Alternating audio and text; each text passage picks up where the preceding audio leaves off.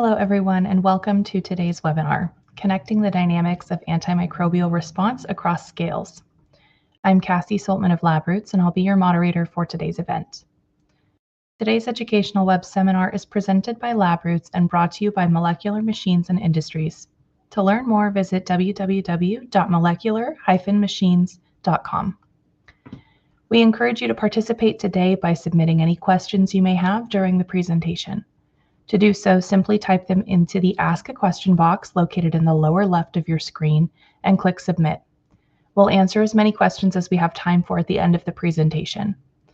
Also, if you're experiencing any technical issues, you can use this Q&A box and we will assist you directly. Lastly, there are interactive poll questions after the presentation. We do appreciate your participation in our polls and we'll let you know when to submit your responses. I'd like to now welcome our speaker, Dr. Somenath Bakshi, Associate Professor, Department of Engineering at the University of Cambridge. Dr. Bakshi, you may now begin your presentation. Hi, everyone. First of all, thank you for the kind introduction. It's a pleasure to present our work on trying to connect the dynamics of antimicrobial response across scales, which we think is quite crucial to develop a predictive understanding of antimicrobial response. And what we mean by response across scales is as follows. So in our lab, we have developed experimental methodologies to analyze the heterogeneity of antimicrobial response at the level of individual cells. To understand the origin of this heterogeneity, we analyze the underlying gene regulatory mechanisms to see what genes are contributing to the spectrum of response that we study across a population. And to understand the consequence of this heterogeneity, we use computational models and experiments to predict and test the population dynamics of response. So today, my talk, here's a brief outline of it, where we'll first discuss the motivations of this work and the associated challenges. We will then describe the method developments that we have done to be able to address those challenges. And then we'll move on to analyze a set of problems to illustrate what kind of systems we can study using such an approach and what we have learned from those. And I will end with a discussion of future directions of this work. Now, in terms of motivations, the biggest motivation, of course, is the alarming spread of antimicrobial resistance, which refers to the phenomena in which bacteria that were previously treatable with antibiotics becomes untreatable due to the fact that they acquire some genetic factors which make them resistant towards antibiotic treatment. Now, the magnitude of this problem is quite serious. So last year, it was predicted or estimated that about 1.3 million people died from resistant infections. And the prediction is that by the year 2050, annually 10 million people will die if it continues at the current rate. So it's an important problem that we need to tackle. And in order to contribute to the global effort towards combating this alarming spread of antimicrobial response, my lab is contributing in two different directions. In one, we are trying to understand the factors that underlie the emergence and spread of AMR.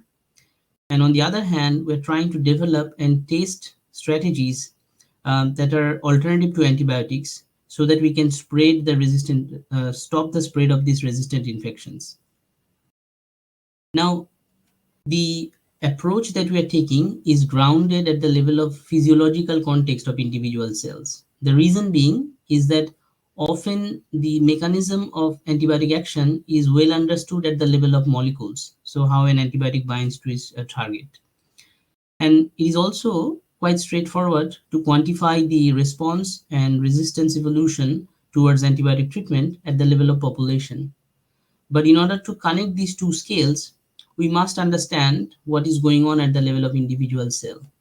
Because to develop a mechanistic understanding of how a population responds and eventually becomes resistant towards treatment, we need to really understand the physiological context of the problem. Because it is the physiology of those individual cells that determine whether the drug can get inside the bacteria, can it reach the target, or does the cell pump it out.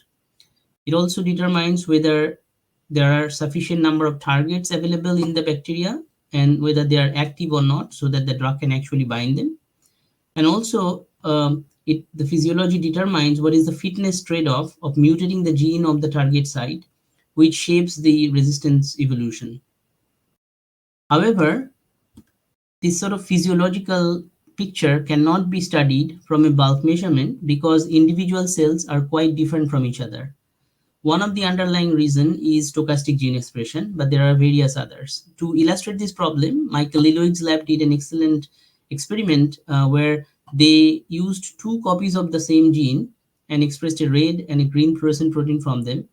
And instead of cells appearing yellow, different cells appeared in different colors, suggesting that there is a lot of variability in the level of individual gene expression. Because if they were expressed at the same level, you'd expect every cell to have same amount of red and green, so they would appear as yellow cells.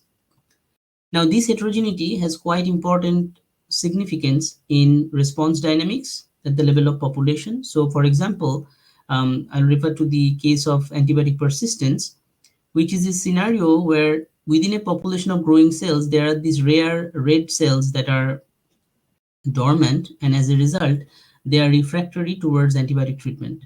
So when the antibiotic treatment is going on, they don't respond, but once the antibiotic is removed, these cells revert back to the normal stage and they recreate the original population. So antibiotic persistence is a serious problem because it underlies recurrent infections because the entire population cannot be eliminated. Now, not only population response, the evolution of a population is also often determined by this heterogeneity.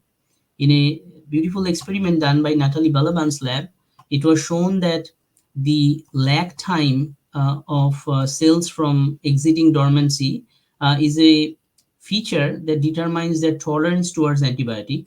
And if populations are evolved against different durations of antibiotic treatment, so here 3 hours, 5 hours, and 8 hours, the distribution evolves to sort of adapt towards the treatment durations.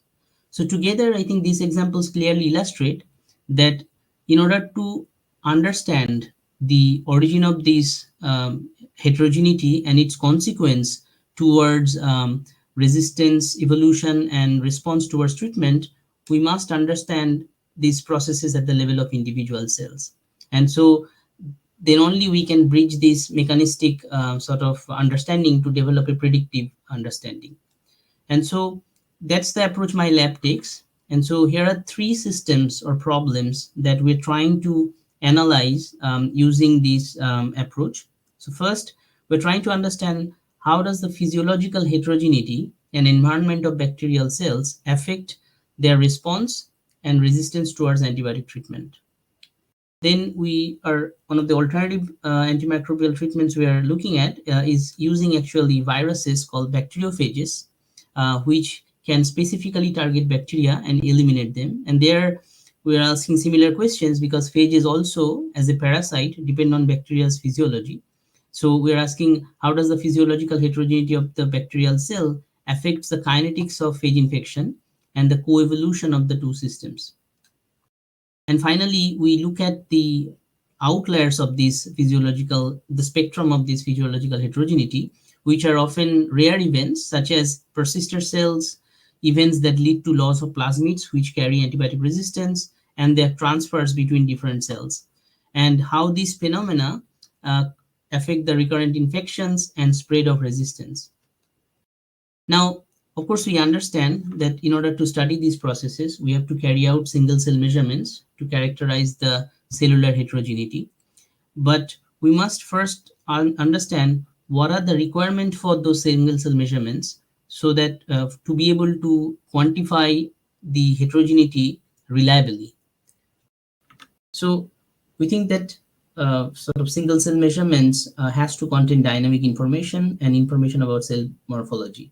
So FACS is quite a well-used platform or methodology that enables people to look at a really large number of cells over time and snapshot them. But while it comes with a very high throughput, it does not contain any image. And in case of bacteria, the backscattering has poor information about the cell size. And also, we don't get any dynamics from these sort of measurements. Snapshot imaging using various techniques can actually provide the additional information about cell size and morphology, give more information about the response towards antibiotics, but there is no tracking. And so we can't really quantify the response dynamics and the fluctuation in this heterogeneity over time. To address these challenges, a technique was developed which was both convenient but also quite rich in data, which is to track individual cells as they are seeded in this agar pad containing growth media, and these cells will then grow and divide to form these microcolonies, enabling us to track their growth dynamics and gene expression. So time-resolved single-cell imaging of bacteria in growing microcolonies has been a very well-used technique. But this, while it being a convenient technique, it actually comes with severe artifacts and limitations that we have recently uncovered. So one of them is that when you seed a bacteria on an agar pad and it goes to form these colonies, the environment actually starts to change as a result of this growth. So if we look at the amount of nutrient at the center of a colony, it goes down over time, whereas at the periphery, the nutrient stays flat, which means the profile of nutrient across these cells is not homogeneous. So we can't reliably say that the heterogeneity that we're analyzing is the intrinsic heterogeneity, because it might be a result of the environmental heterogeneity that you have imposed on the system. But even if we could somewhat eliminate that problem or mitigate it, it would be very difficult to quantify the heterogeneity. And this sort of results from the diffraction limited nature of our imaging system. So here I will introduce the system, the point spread function, which is the diffraction limited sort of nature of microscopic imaging. So if you image a single point, rather than it being imaged as a point, it gets imaged as this blurry point spread function. As a result of this, if you have a cell containing 100% of the emitters, when you image it, only 94% of those cells, the emitters, photons actually stay within the cell. The others are sort of assigned to pixels outside the bacteria. And this is sort of a perfect model of a point spread function. In reality, these effects are actually much, much worse. As a result of this point spread function, we get a new problem, which we have termed as point spread function bleed through.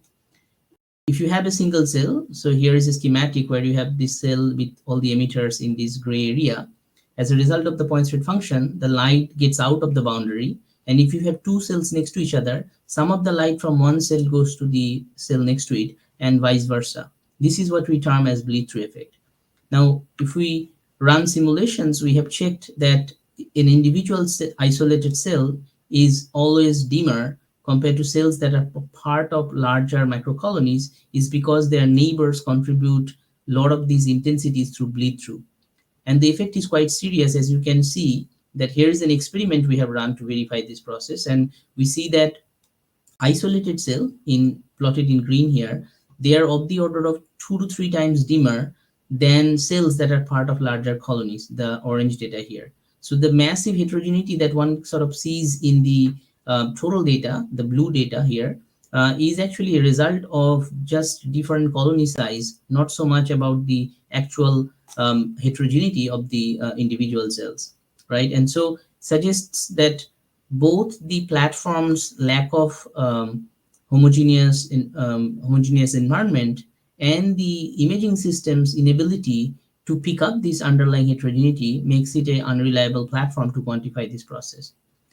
So there are other sort of nuanced effects as well. I'll briefly mention it, is that it also makes it very hard to quantify heterogeneity's direction. So if you have no heterogeneity, the structured aspect of the microcolony imposes a heterogeneity. So CV, which stands for coefficient of variation, is, if we use a simulation where the ground truth is zero, you actually get a 12% variation just from the result of this bleed through effect.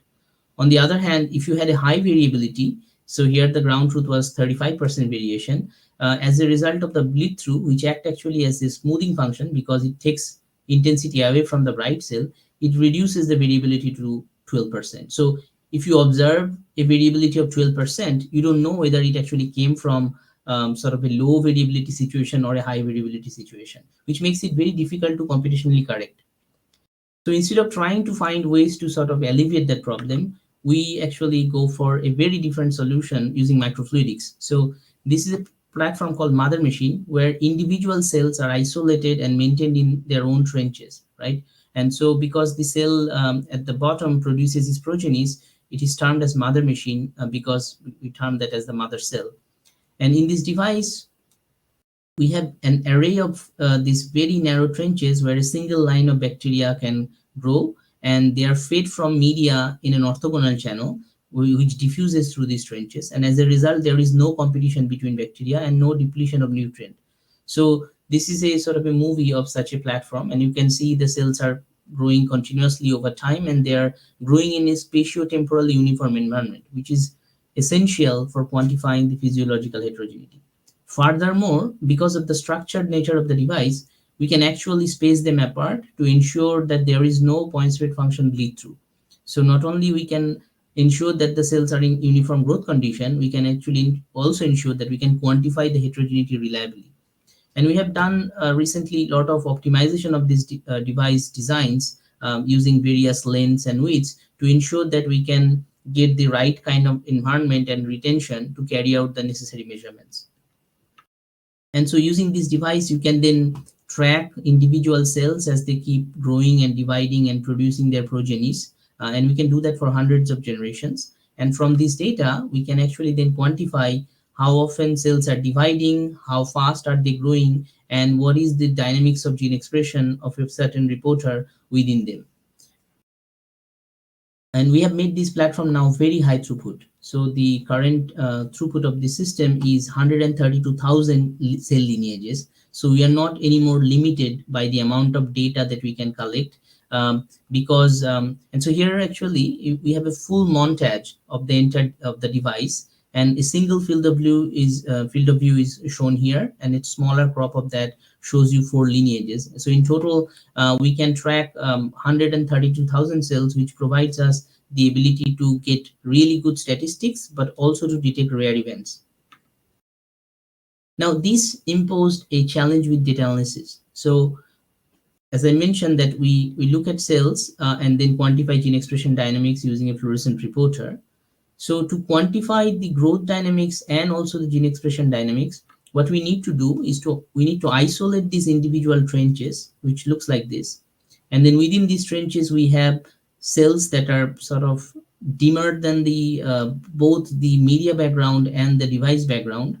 And then we have to identify their boundaries, overlay them on the fluorescence channel to quantify exactly how much intensity there is. And also from the shape of the boundaries, we can estimate the size of these bacteria and their growth rates over time. Now, that's not an easy task. It's because the point spread function in this bright field is almost as large or of the similar order of magnitude in dimension as the bacteria that we're trying to analyze, right? So here are some example images of bacteria that we use. And as a result, if we have to do machine learning analysis of this data, because automated analysis or manual analysis, of course, is not a option, because we're collecting of the order of 10 to the power 7 cells per experiment. So we need automation.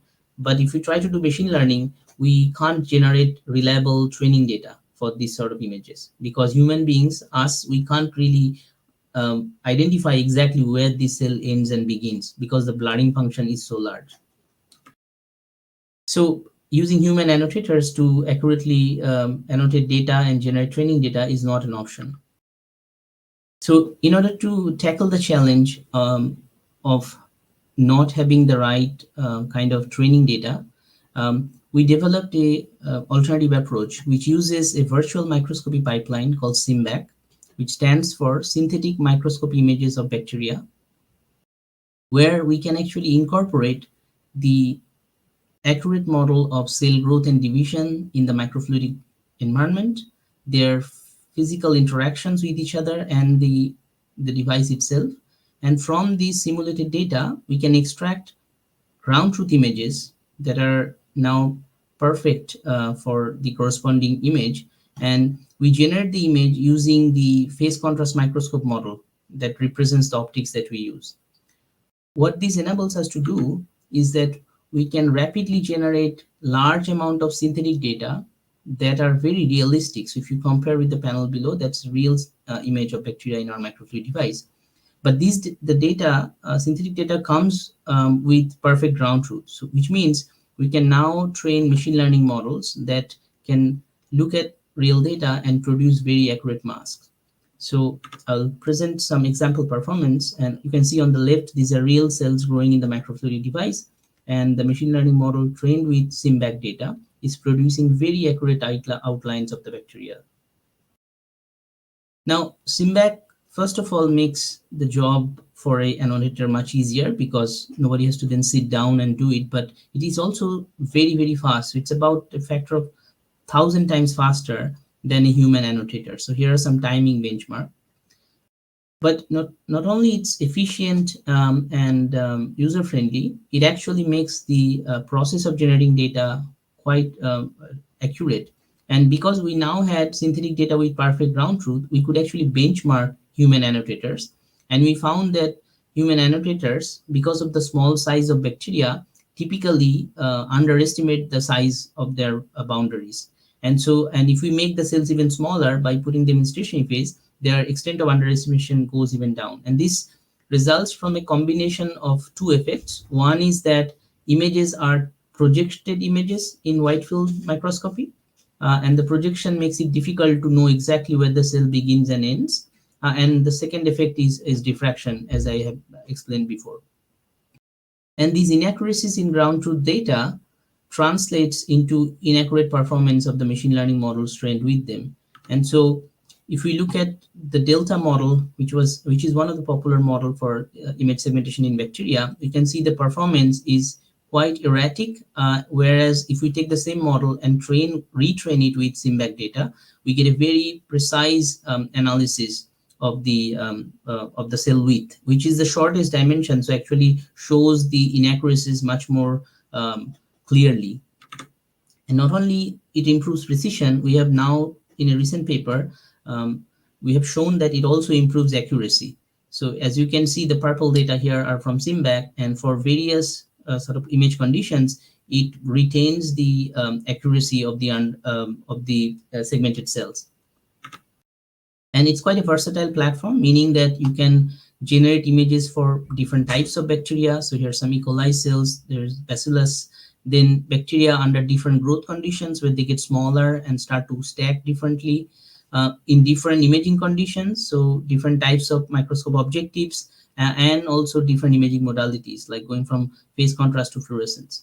And it is also versatile towards different imaging platforms. So we can use the microfluidic device mother machine, as I mentioned. Then there are microfluidic chemostats where patches of bacteria are imaged in a single layer. And in all of these situations, SIMBAC can generate realistic data that can be used to train models and produce very accurate segmentation results. So now that we have established that with the optimized microfluidic platform and machine learning models trained with virtual microscopy synthetic training data, we can actually accurately analyze physiological heterogeneity and heterogeneous response dynamics. Let us sort of look at an example of how this sort of approach can be applied to analyze response towards phage treatments. Now, phages are these viruses that adsorb to target bacteria, inject their genome, and reproduce them, sort of replicate themselves, and then eventually lyse the bacteria to reinfect other bacteria in the culture. Now, each of these process or the steps in infection are critically dependent on the physiology of the bacteria. And as we have seen that because the physiology of the bacteria is quite heterogeneous in a population, we do expect that the kinetics of this process is going to be heterogeneous as well. As a result, bulk measurements are not going to be able to deliver or give us the kind of information about these underlying dynamics, because they are going to blur these dynamics by averaging over asynchronous events on cells with variable physiology. So we have developed a method to carry out these measurements at the level of individual cells so that we can quantify the timing and variability. And not only that, because we are imaging these individual cells, we can link the extent of variability to the physiological variability of the infected cell population. So we actually developed a different version of mother machine to study this process of phage infection at the level of individual cell. Now, in this mother machine, we have these very shallow 400 nanometer uh, deep trenches through which the phage can diffuse and infect bacteria. Because we found that in the regular mother machine, phages would immediately absorb to the cell at the bottom of the trench and get washed away, where we couldn't actually study the process in until completion. To analyze this process, we used a phage called T7, which our collaborator Fusco Lab engineered in a way that it contained a YP reporter in its genome, so that every time a phage infected a bacteria, the bacteria would glow in yellow. And that was enough for us to optimize the microfluidic design. So we compared the regular mother machine designs with a narrow site range and the design with a wide site range, and found that only in the wide site trenches we could get 100% infections and clearance. So we proceeded with that. So I will show you now, and which probably is the first time you'll see phage infection at the level of individual cells in a sort of a time result data.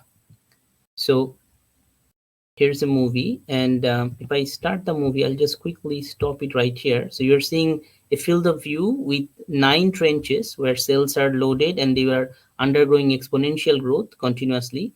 And you'll see when a phage swims up and infects a bacteria, it will initially turn yellow, then it will pop and release viruses, which will go to infect all of the other bacteria in the trench, and they will disappear over time. Because all of these cells are undergoing exponential growth until the point of phage infection, we can assume that the physiological heterogeneity is unchanged, and we can truly see the effect of infection at the level of individual cells. So here you can see, if you pay attention to the trench on the right, that cell becomes yellow, and then you can see the clearance is happening now in every cell. And if you pay attention to this trench, an infection here happens at the bottom and gets washed away.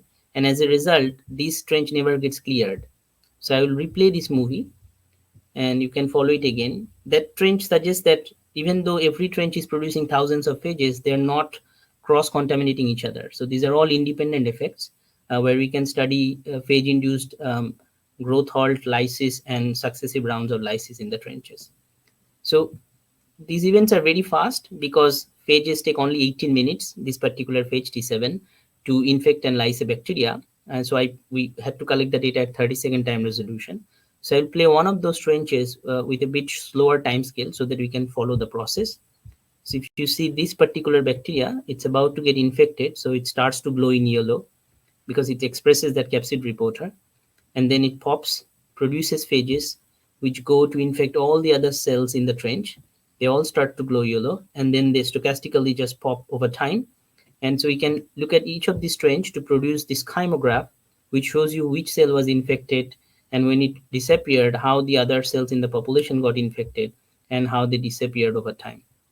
And using the machine learning model described before, we can actually track each of these infection events and quantify how cells were growing and dividing before infection, then upon phage infection, how their growth slows down and stops, and then right after that, how the phage produces its capsid protein and lyses the bacteria. We can quantify various time scales from this data: the time at which the growth arrest happens of the host, the production of the capsid reporter starts, the cell lyses away, and we can quantify the heterogeneity across the population to see exactly how these time scales are distributed across individual cells and the time gap between different events. Interestingly, we found that if we look at the cell length data from which we can quantify the growth rate of individual cells, then we can see that for various cells at different stages and different lengths, when the phage infected them, their growth rate followed a very reliable pattern as it sort of eventually stopped. But the production of phage proteins was quite variable across the population and had about an order of magnitude difference between the sort of minimum and the maximum level of production.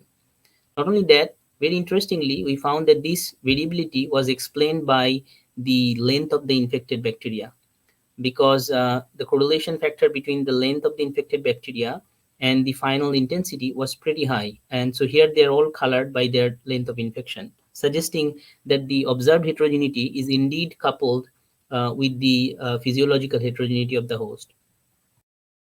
Now, so far we have focused on the steps after the host was shut down and then phage proteins are produced. But we can actually soak the phage using a DNA binding dye so that its own genome gets stained by this dye, so that we can follow exactly when a phage lands on the bacteria and injects its genome. So here I will show you one of those examples. So if you pay attention to this cell, you'll see that orange particle just landed and it immediately, its signal disappeared because it injected its genome into the bacteria.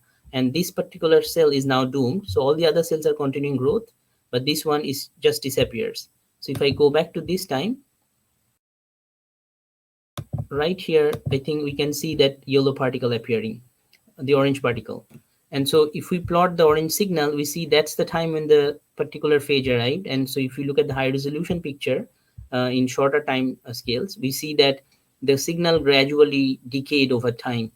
And so from this decay, we can actually quantify the kinetics of genome injection by that single phage. And a second phage actually came, but by that time the bacteria was already infected, so it couldn't inject its own genome. And so this one sort of disappeared after a certain point. And from this data, we can quantify the adsorption to injection times across infection event. You can see that it's quite variable. The mean injection time is about 5.6 minutes. Put together, what we have now is that we have a new assay that can enable us to study multiple steps of the infection happening at the level of within the individual cells, from the point of adsorption, genome injection, host takeover, expression of capsid protein, and eventual lysis. So it's the first time we can actually quantify the kinetics of this process and associated variability across infected cells. This provides us with a assay which we can use to link to physiological factors that underlie this variability. But also, because this assay, the device itself is quite scalable, it enables us to screen different types of engineered and natural phages in terms of their kinetic properties to identify really effective ones. Now, finally, I'll sort of get into the discussion about how can we have now observed that we can quantify the dynamics of antimicrobial response or phage response at individual cell level, but how are we going to connect it to the population level? And this was motivated by also a need for us to look at dynamically changing environment, because in nature, often environments are sort of changing over time because food arrives, then population of bacteria consumes them, they go into sort of starvation period until food arrives again. And in laboratory, we simulate them by growing cells in a culture flask. So they multiply over time, the food runs out and cell density goes up. And our question was like, how can we analyze this process at the single cell level? So we implemented a very simple idea, which is hook up a microfluidic device, the mother machine, with the flask. Now, the cells in the culture are depleting its media, and so this depleted media will flow through the device, and the cells in the mother machine will respond to this depleted media as if they themselves are also in the flask. So we're treating the mother machine as an array to trap bacteria which are immersed in the culture. Now, while it's sort of a simple enough idea, implementation was very tricky because you have to couple a bulk assay, shaking culture, with microscopy, and had to measure several challenges of flowing a dense culture through microfluidic devices. But now this sort of platform works, and I can show you here at the bottom, we are looking at population dynamics of the culture. So it's optical density of cells in exponential phase at the beginning very low, and then they grow up. And on the top, you get single cell response. So the stress response is shown in the fluorescence level, and the growth of the bacteria you could see from their size and their rate of change in size. So as soon as the media is replenished, the cells get out of the stress stage and they become large. Their stress level goes down, and they are growing and dividing rapidly until the food runs out again, and then they slowly start to stop dividing and growing, and the stress level goes up. So this is the first time we can quantify this sort of response at the level of individual cell, while we can also monitor the population dynamics. Now, from this data, we can quantify various features. So what is the stress response dynamics across the population? So in the orange data, we're plotting the response from the master regulator of stress response, the RPUS level. In the blue data plots the cell size and growth over time, and in the black data plots the population density. So we can track exactly how physiological spectrum changes as a function of their position along this changing cell density in the culture class. And I will point out here that you can see that these are not related to features that are heritable. So for example, you can see the orange trace was from a cell that had a very high stress response in the first round of stationary phase, where the optical density was also high, the black data. But in the second round, it went to a low stress response level. On the other hand, the red trace is from a cell that had a low stress response in the first round, but had a very high stress response in the second round. So shows that these are caused by physiological heterogeneity and stochastic decisions, not something that is genetically caused by genetic differences. Same thing is true for the dynamics of cell length changes over time. Now, to ensure that indeed what we are seeing in the mother machine is what's going on in the flask, we actually took snapshots of the cells in the culture flask, and we found that the two types of data match or follow each other very well. So in blue solid line, we have the continuous data from mother machine, and the dots are from the snapshots. And you can see that the cell length as the culture is going into stationary phase follows really nicely in both methods. And the same is true for the stress response level. And we also look at exit dynamics, and again we see that the population really follows from the culture really follows the dynamics measured using the mother machine. But the mother machine is providing this continuous data, so we can actually analyze physiological heterogeneity and fluctuations over time. So the data from tracking single cells as they enter and exit stationary phase actually shows a very interesting pattern. We find that some cells, like the blue one here, continues to divide until the very end of stationary phase, and as a result they become very small. And when the cells are provided with fresh food, then these cells wake up much later compared to the red cell, which actually decides to divide much earlier. And it stays large, and as a result actually wakes up much earlier when fresh food is provided. This trade-off, however, cancels out, because we see that if we look at the number of division by a bacteria during exit and during entry and during exit, we see that the total actually is constant, irrespective of whether it's a small cell that divided more often during entry and less in the exit, or if it's a large cell which divided more during exit but less during the entry, right? Because we see that the total is fixed. So in typical stationary phase, like an overnight culture, this strategy of diversifying ways of entering stationary phase does not seem to have a benefit. But if we look at a much longer, like a 72-hour long, 3-day long stationary phase, we find that only the larger cells are able to wake up. So this is the largest 10%, which shows that almost 80% of them can wake up, whereas the smallest 10% do not wake up at all if we are provided with fresh media after 72 hours. And the probability of waking up is monotonically dependent on the size of the bacteria. So suggesting that if cells don't divide during stationary phase, they actually have an advantage when they wake up. So what would be the point of staying small in stationary phase? Because you're wasting sort of the chance of a revival. But instead of providing fresh food, if we actually treat the population with an antibiotic, we find that it is actually the small cells that can survive the antibiotic treatment by laying dormant. And when the antibiotic is removed, then these small cells go to recreate the population. And these are the persisters. So you can see in these traces here that the gray cells, the larger ones, wake up very quickly when the fresh food and antibiotic is provided. And so they are killed. But the orange ones leave to sort of just stay dormant during the treatment, and eventually they wake up to recreate the original population. And so when we looked at about 20,000 cells, more than 20,000 cells, we found only 200 cells that were small were able to persist the antibiotic treatment. Now, put together that now we can say that we have this ability to connect dynamics of microbes antimicrobial response across scales, because we can use a bioreactor and the coupled inline density sensor to monitor its optical density over time to see how the population is behaving.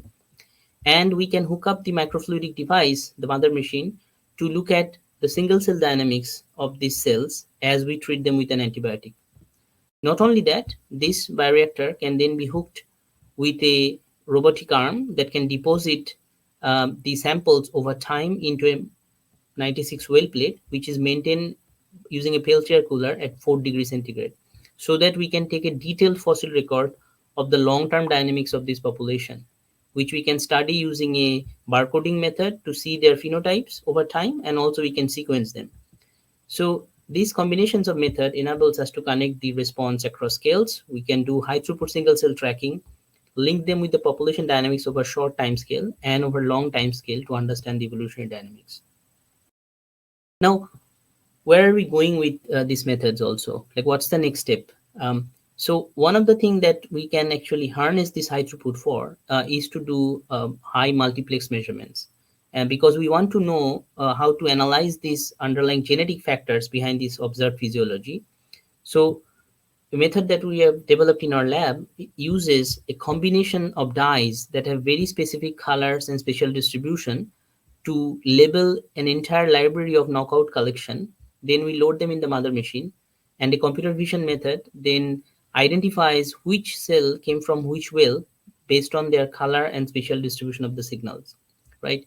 And the remarkable thing about the mother machine device is that once we identify from the first snapshot what is the identity or what is the position of the mother cell, which well it came from, then it is the progenies of that cell which takes over that well. So even if the dye washes away, the identity of that particular genotype remains. So this enables us to do pre-screening genotype identification to map the phenotype to genotypes for the observed dynamics.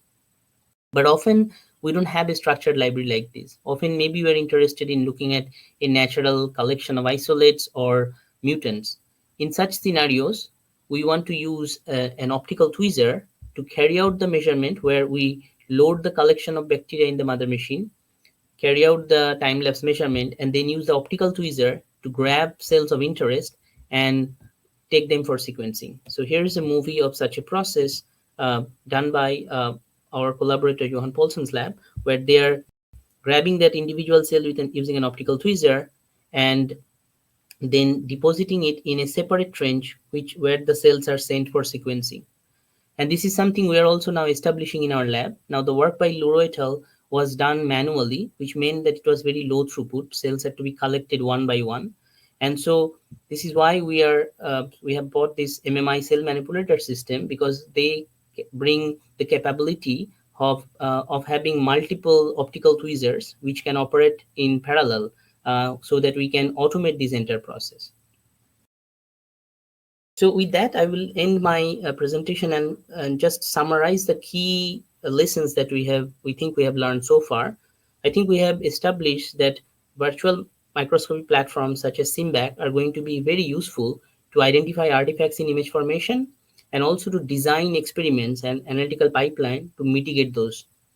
These also help us to design proper microfluidic devices that can address the challenges identified from the simulations. And microfluidic devices are also going to be quite an important sort of tool for this type of analysis. The synthetic data generated from virtual microscopy pipelines are very useful because we can use them to train machine learning model, which boost their performance. And together, these tools enable us to do time resolved measurements at the level of individual cells to uncover really interesting physiological factors that were not observable at the level of bulk measurements. And by connecting single cell and population dynamics using the microcosm platform that I have described before, we can understand how this physiological heterogeneity influences population fitness and evolution. And this we can now bring at the level of sort of screening multiple cells to really do high throughput and highly multiplex measurements to identify what are the genotypes and regulatory factor that underline the observed physiological dynamics. With that, I will thank the people that are involved in this work. I have an excellent team of PhD students in my lab, and a postdoctoral research assistant, and supported by 2 excellent lab technicians. Also, thanks to my collaborator, and the funding agencies, and also the excellent environment in Cambridge that supports us and provides the inspiration of doing some of this work. And I will thank you for your attention and happy to take any question. Thank you, Dr. Bakshi, for your informative presentation. Before we begin our live Q&A session, we do have a couple of poll questions as a reminder. So you should now see the first poll question on your screen. It asks, would you like us to provide you with additional information about the MMI technologies for cell manipulation and single cell isolation? If you can just please select yes or no, we would greatly appreciate the poll responses. We'll give you a couple of seconds for that one.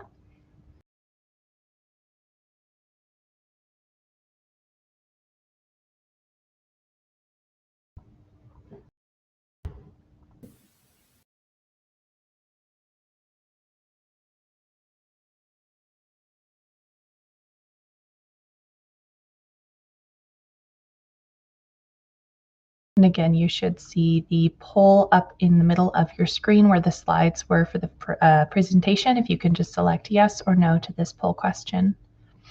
And then we'll move along to our second question before Q&A.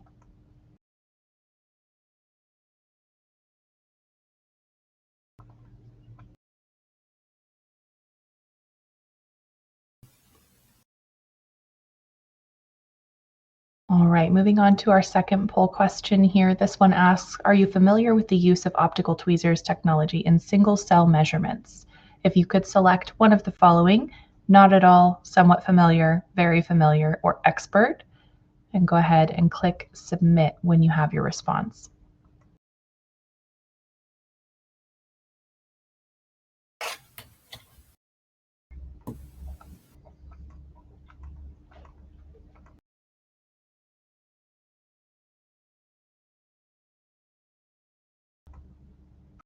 I see your responses coming in, so I'll give a couple more seconds here.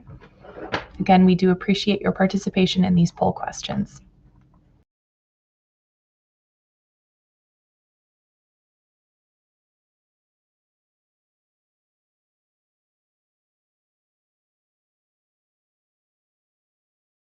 All right. Thank you all for your participation in that poll session.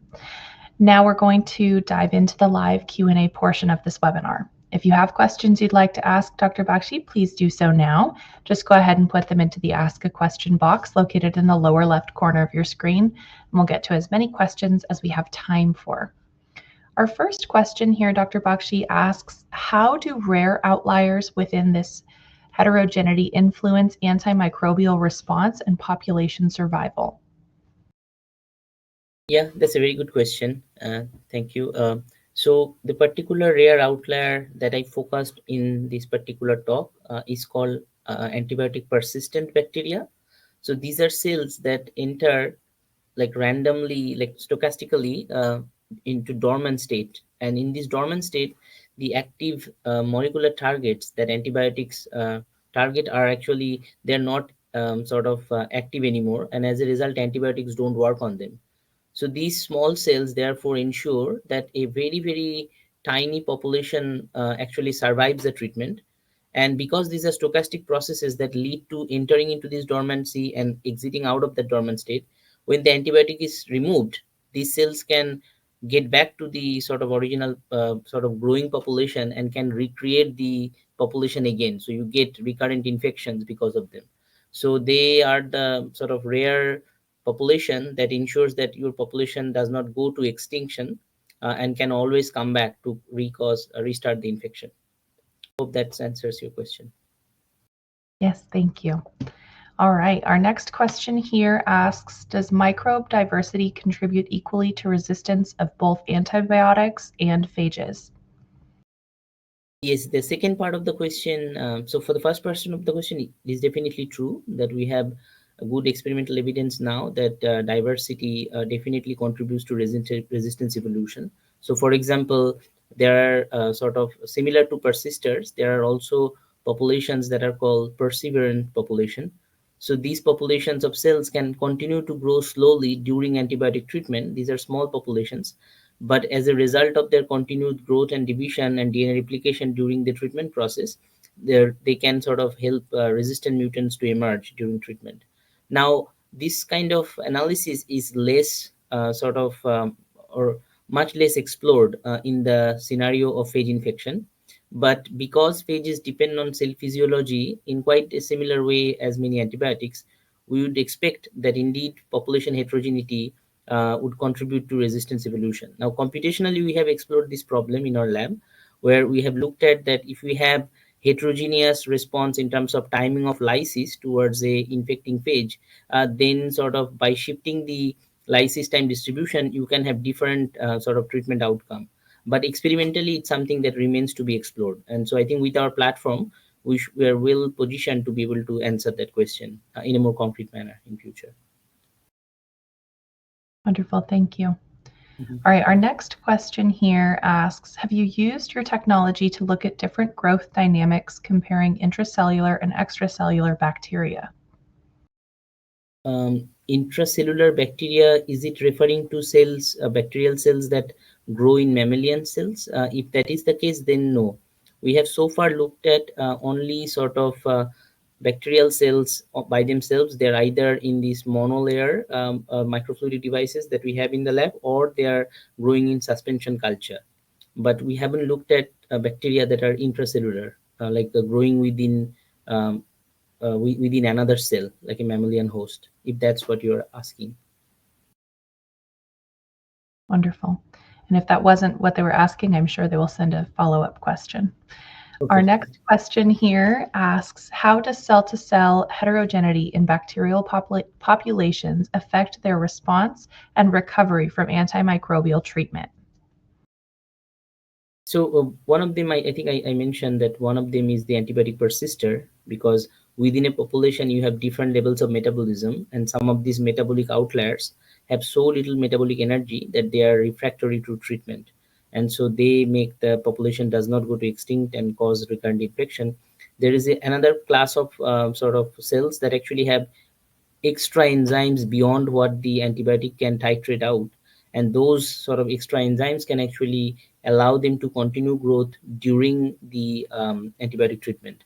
So we call them the perseverant population, and so this population can subpopulation can continue growth, and so during sort of MIC level treatment, you will actually see that the optical density does not remain flat. There is a continuous growth due to the small population, and then they affect resistant evolution as well, because these cells are allowed to grow while the treatment is being done. Okay, great, thank you. Our next question here asks, single cell measurements are necessary to quantify cell-to-cell heterogeneity in biological systems, but what are the necessary requirements for accurate quantification of this heterogeneity? Yeah, that's a good point. I guess I tried to cover that also in my talk, is that of course it is now well understood that if you do bulk measurements, the mean and the standard deviation between measurements is not going to tell you about the underlying heterogeneity, and so there is a lot of motivation for doing single cell measurements. But as we showed in our talk today, that just doing single cell measurements doesn't mean that you're actually able to accurately quantify the underlying heterogeneity. So the two critical requirements that we focused on today are: one, you have to ensure that the environment is spatiotemporally homogeneous, so that you can compare the physiological heterogeneity across the population and over time, to be able to really compute this sort of to really be able to make sure that you are studying the intrinsic heterogeneity, not something that is a result of the environment where you have placed your system in. And so that's one necessity, where sort of microfluidic space systems which enable you to control the environment very precisely are a good way to start.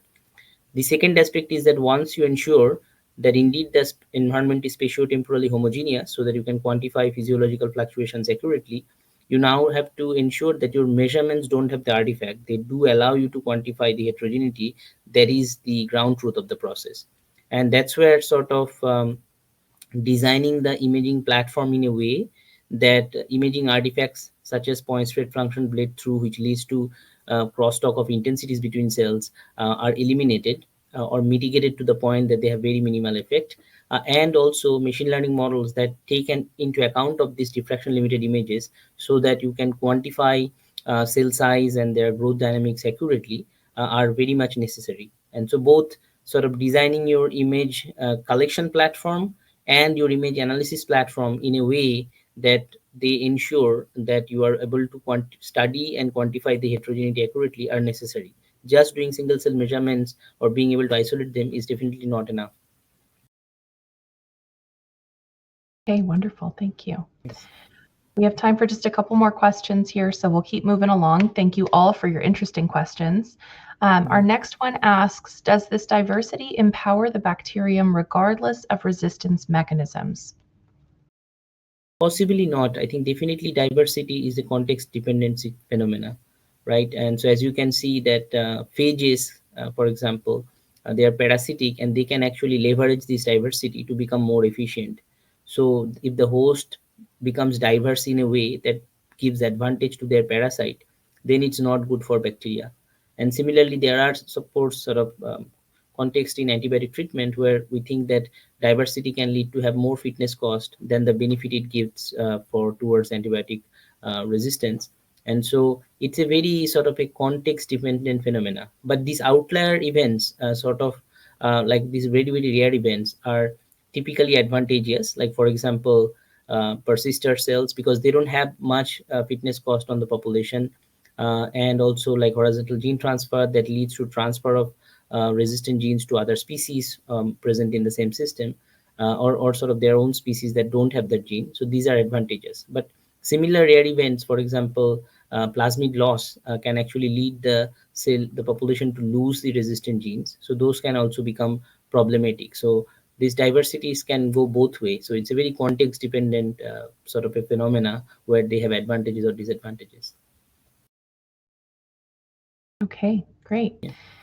Our next question here asks, can the laser capture technology isolate persister bacterial cells, then use these cells for downstream mammalian cell infections or other assays? Yeah, definitely. That's definitely can be done. And that's one of the things that we are working on in our lab right now, is to use the optical tweezer to isolate these persister cells. Our primary target is to be able to do RNA-seq to kind of identify what is the gene expression profile. Most of the time we're using them for doing DNA sequencing, because one limitation right now is that the number of cell you collect per unit volume of liquid is typically a bit low to be able to do this kind of RNA-seq or follow-up assays. DNA sequencing is pretty easy because you kind of start from a single cell that you have isolated and you grow them up. So as long as your mammalian cells are also in the same device, so that you can drag the persister cell and infect them with that individual cell, then it's going to work. But if you need any sort of sample amplification, then it becomes a bit tricky, because as soon as that cell needs to grow, it will exit out of the persister state. So Great. that's just a limitation to be aware of. Yeah. Okay, thank you. And we have time for just one more question. That question asks, how does physiological heterogeneity among bacterial cells affect their predation by bacteriophages? Yeah, so that kind of is a very nice question. It's the answer is also a bit nuanced, but I'll try to sort of give you a bit picture of what happens. So phage predation, you can imagine that it has two steps into it. One is how quickly a phage kills a bacteria. The second step is how quickly that bacteria that was killed and releases new phages go on to infect other bacteria. Now, these processes, because of this sort of infection and follow-up reinfection of other population, is a exponential process. And therefore, if there is a heterogeneity in the sort of timing of lysis and reinfection, for example, you get nonlinear advantages. So therefore, if the distributions becomes wider and wider, the population with a shorter lysis time actually outcompensates for the populations or overcompensate for the population with a very long lysis time. So in a simplistic scenario, if different features of the infection, like how many phages are released per unit time, are not having trade-offs with each other, you'd expect that a bacterial population with higher diversity will actually be eliminated faster. But there are these trade-offs. that of course, as the cell can be, when the cell becomes lysed very quickly, it often produces too few phages to reinfect. So these trade-offs shape the sort of answer. So in some spectrum, definitely additional extra heterogeneity helps, but only up to a certain point. After that, it starts to hurt. I'm talking Wonderful. in the context of the phages, so it makes their process efficient. Yeah. Wonderful. All right. Thank you, Dr. Bakshi, for your time today and your important research. We would also like to thank LabRoots and our sponsor, Molecular Machines and Industries, for underwriting today's educational webcast. Before we go, I'd like to thank the audience for joining us today and for their interesting questions. Questions that we did not have time for today and those submitted during the on-demand period will be addressed by our speaker via the contact information you provided at the time of registration. This webcast can be viewed on demand. LabRoots will alert you via email when it's available for replay. We encourage you to share that email with your colleagues who may have missed today's live event. Until next time, take care, everyone. Goodbye. Thanks everyone, and thank you for the invitation, and thanks everyone for your attention and good questions. Thanks. Cheers.